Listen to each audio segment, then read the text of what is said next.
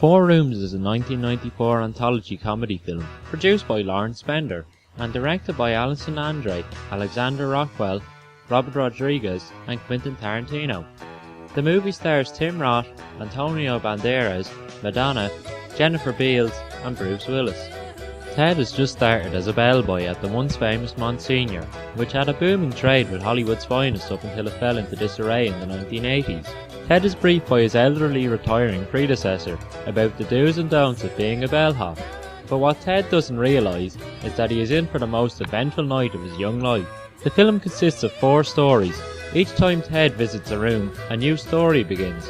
In the Honeymoon Suite of the hotel, a coven of witches gather to resurrect their deceased queen, who was killed in that very room years ago. In order to reawaken her living being, the witches must provide sacrifices in the form of human bodily fluids, including blood, sweat and tears.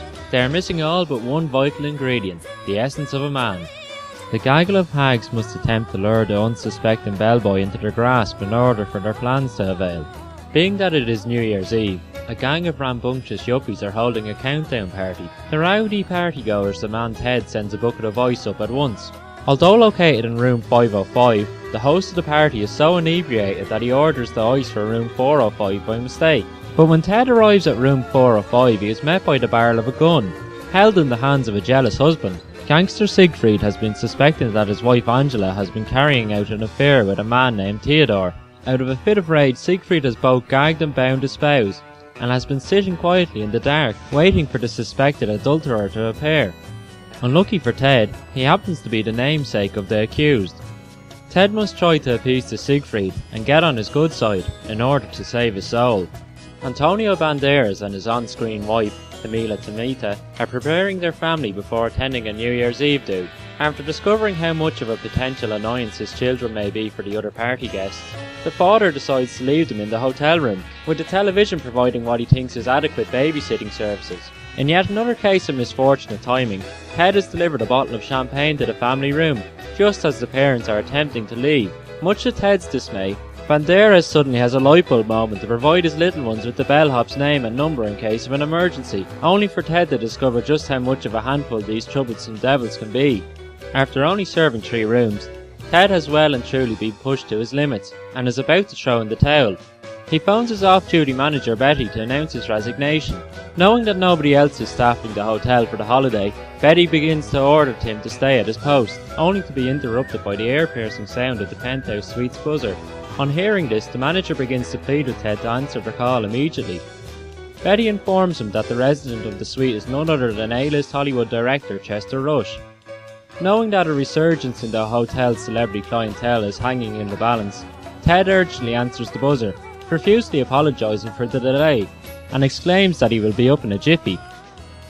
On arriving at the hotel's most luxurious room, the bellboy is met with a rapturous welcome from the eccentric director and his hanger-on cronies.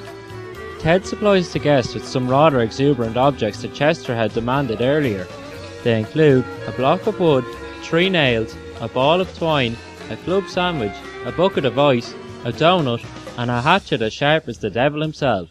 The purpose of these seemingly completely random props is to reenact a scene from Alfred Hitchcock's Man from the South, where Peter Lorre bets Steve McQueen he cannot light his lighter 10 times in a row. If McQueen wins, he takes home Lorre's green Cadillac. But if he fails, he will lose what some may say is a vital part of his body.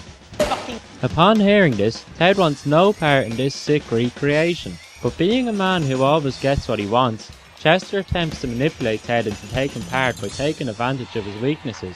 In 1993, after releasing the critically acclaimed independent movie Reservoir Dogs, Quentin Tarantino went to True Romance director Tony Scott to tell him about plans he had to produce an anthology movie, where a different director would be in charge of each segment of the movie. After Tarantino's friend Roger Avery handed him the script for the Butch Coolidge story in Pulp Fiction, Tarantino scrapped the anthology concept and came to the decision of directing Pulp Fiction entirely by himself. After Pulp Fiction performed beyond anybody's expectations, Tarantino knew he had to move in a different direction from the crime thriller genre, and thus decided to resurrect the comedy anthology idea.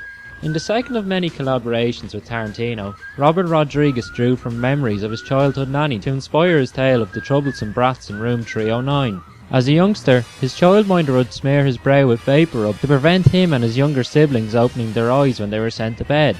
Rodriquez states that he had so many stories of his brothers and sisters growing up that it was the easiest script that he had ever written.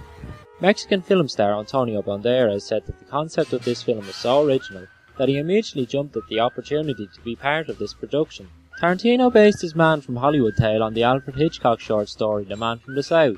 In this scene, the master of homage uses many Hitchcock trademarks, such as thrilling suspense and multiple creative camera angles. To replicate the master of suspense style, Tarantino used a multitude of continuous long takes. This technique was famously used in 2013's Oscar-winning film Birdman. Hitchcock first pioneered this groundbreaking technique in 1948's The Rope, starring Jimmy Short. The character of Chester Rush is almost an exaggerated version of Tarantino himself. Parallels can be drawn between the comparisons of the wacky detective and its follow-up, The Dog Catcher, to Tarantino's smash hits, Reservoir Dogs and Pulp Fiction. David Probal, who plays Siegfried in The Wrong Man, was so intimidating that David Chase once considered casting him in the role of Italian-American gangster Tony Soprano.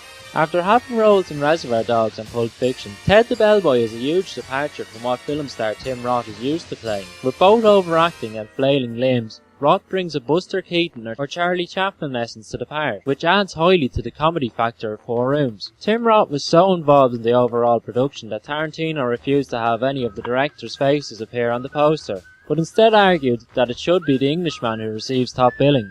For fans of the comedy stylings of John Cleese and Fawlty Towers, or Rat Race, make sure to check out Four Rooms.